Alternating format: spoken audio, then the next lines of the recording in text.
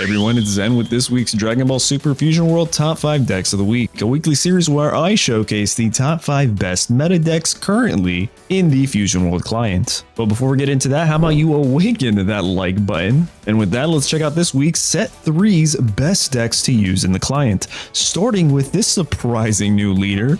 Well, actually, he's an old leader. It's the Green Leader Son Gohan that awakens at 4 life or less, and has the uncanny ability, offensively or defensively, to become a 35k swing by sending 1 energy from your energy to your drop. However, you pair this with something like your Selku here, which says it doesn't matter, we're taking the next top card of your deck and putting it into your drop automatically unlimited times, and you essentially don't lose your ramp. But yeah, so the different variation that we're going to see here is something that utilizes a couple cards that I am actually pretty excited about. Let's start at the bottom line here before I forget that yes, this deck continues and we have to scroll. We have 3 copies of Destructive Strength because again, that's for ramp. But then we also have 2 copies of the Secret Rare Son Gohan, which can ramp for you, but also has a really nice permanent ability if you can manage to get up to 8 energy or more, because then your Gohan can essentially become a 55k swing. Not defensively, this is purely offensively, which is kind of insane. Other cards that can help you ramp are your 3-drop Son Gokus right here, which can help you ramp, but also helps you get rid of any pesky, say, 3-drop SR Vegeta on yellow or anything else that is a 5 cost or less that your opponent has. Say they have a Jiren, doesn't matter, you can just ramp it, which makes Gohan honestly pretty good because this card can only work with Gohan. Another card that helps us ramp is this Vegeta, and then another card that we honestly didn't talk about is this Chi-Chi, which puts in work. It can bring any Son Goku and any Son Gohan childhood. Now it's important to note childhood because there is a difference between this card and this card and this card. Even though they're Son Gohan, they are different, I guess, endings and different titles. So you can only pull the childhood. You couldn't pull like the future right there, which we have 4 of, because that helps us bring out something like this 3-drop right here. It helps us bring out this card. It helps us just play cards onto the board. We can even play our Cell Jr. off of this ability or pop a 3 cost on the opponent's side. We have 2 double androids, which is pretty good. We have 2 life Hans, 2 of our double strikers right here, because just in case this is in our drop, or maybe this is in our drop, or maybe this is in our drop. Yeah, we got this one in here. I think this card really has some good usage, especially with the ability to ramp on play and win KO'd and being a 3k blocker. What's not to love? Anyway, once this is in your drop, then it doesn't matter because you'll definitely have a Son Goku in your drop, and then this Son Gohan becomes a double striker. So you got 2 double strikers that provide 10k combo, and then 2 that are just pretty nuts. 2 secret rare Son Gohans that clear the board of every 5 cost or less, which is pretty powerful, and then 4 Brolys with our super combos, of course. But yeah, no, I'm really excited to see Gohan doing so well. But because Gohan is doing so well, you already know the second leader has got to be Beerus. It is insane how many times I see Beerus. I think, listen, I got a conspiracy theory, conspiracy corner. Welcome to my corner real quick. Every time you play Gohan, you're gonna go up against the Beerus. It's just, at least that's my luck. That's what I've seen on the ladder. Anyway, this leader awakens at 4 life and has the activate main once per turn to reduce 10k on the board. This can easily get some KOs due to a game mechanic, because once a battle card is at 0, they're just gone from the board. It doesn't matter. And it doesn't count as a win KO'd effect, so it's pretty strong. Pair that with things like your 1-drop Whis here, your hit, anything else that damage reduces, your Kato Pesla. Son Gohan just puts in so much work, and yeah, this leader is pretty strong. But another thing that we have that Beerus is just making Beerus so incredibly good into this current meta is its brand new 3 cost. We actually have 3 copies in this deck that provide 10k combo, but if you have 4 energy, you can remove your opponent's entire side of their board, which is pretty nuts because they're probably not going to have anything over 25k. You play this, you swing with this, you use its ability, -1 energy, send this guy to its drop, and then you can bring this out, swing again after you remove all of their cards. It is an insane combo. And then we have 1 Kefla and 3 Helis here, which again works so good going into a mirror match where your opponent has a 30k power or more. It gets a -20k power for the turn, and Helis here just gets straight to work. Another card that I really think needs to see a little bit more play is this 4-drop critical Gohan, it's too good. It gets another minus 10k. With this and the leader's power, you're minusing 20k on the board. But don't forget Room Shi here, because that is an amazing card to have. We have 2 double strikers, which pair really well with the 3 copies of Margarita and our 4 super combos. And yeah, Beerus, listen, Beerus takes the spot for the red leader, making it on the top 5 list this week, not Jiren. I know Jiren is still really good.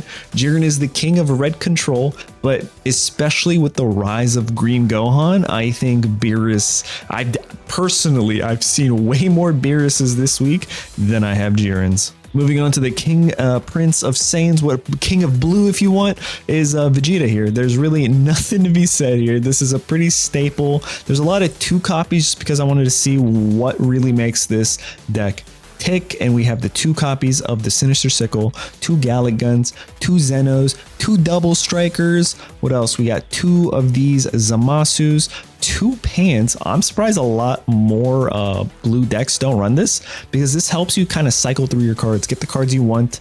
You do send things to your drop, but like you can just send your peel off, or you can send this guy. It doesn't matter which you send, a 1-drop, any of these 1-drops to your drop, because your peel off can just bring them back and cycle. You got recursion there. And yeah, it's pretty strong. We have 3 copies of Videl, I forgot to mention, because Videl can also bring them back. So this pan, sending cards to your drop and then keeping the cards that you actually want and need in your hand, is pretty good when you have peel off and Videl in your deck.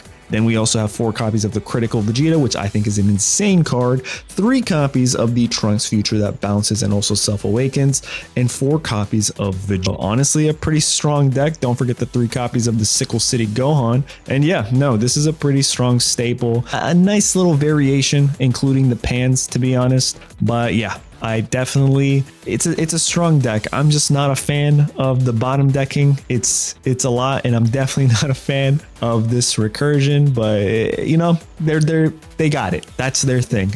Who am I to judge, right? Anyway, so that's the 3rd deck in the top 5 for this week. And here is the 2nd. Oh, well, look at that. It's androids. Is there anything new here? Not really. Well, I guess actually this one, we can say the Sun Gohan Childhood Secret Rare is pretty new. That's a nice addition to this. It helps you kind of wipe the opposing side if you need it after ramping with your double androids. God, I wish we had the alt art for double androids. That's probably one of my favorite alt arts for, like, you know, not like 6 costs or anything. But yeah, anyway, side tangent. We got 2 copies of Trunks here, 3 copies of the 5-cost KO Sun Gohan, which is pretty strong, 3 copies of double androids, 4 ramping destructive strengths, and like, yeah, this android deck list does exactly what it needs to do. It's pretty solid, but I do like this option to kind of clear your opponent's side in case you're in a mirror match or something else that's setting up their board. You kind of ignore their units until you get 7 energy, play this, and they're all gone, which is pretty good. Which brings us to our number 1 spot. Yeah, it's Bardock, and not because Bardock is literally the best deck currently, because it's not, right?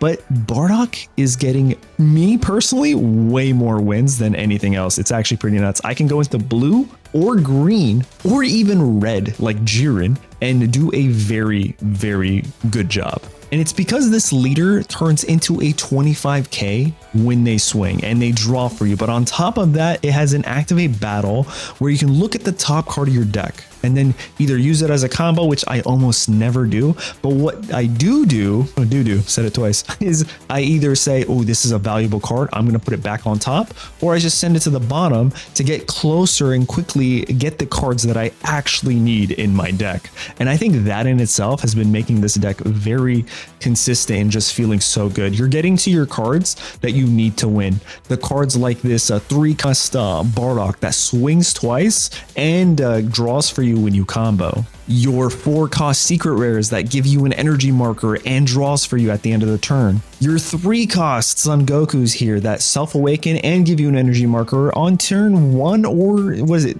not turn 1, turn 2, when you have 3 energy, one of them is an energy marker, or like, it doesn't matter. You guys get what I'm saying here. There's a lot of value with this. Gets you closer to your super combos, gets you closer to your 10x Kamehamehas or your double strikers. Just this ability in itself is so strong. strong. But then again, we do have some, you know, Bardock's crew that helps us with the combo if we need it. We have some draw potential. And then other cards that we have is like the Para brothers that just completely stall the opponents from doing anything. We also have some other cards like a Self-Awakener here. This also bounces back Jiren's. It's very strong. Another turn 1 gives us an energy marker.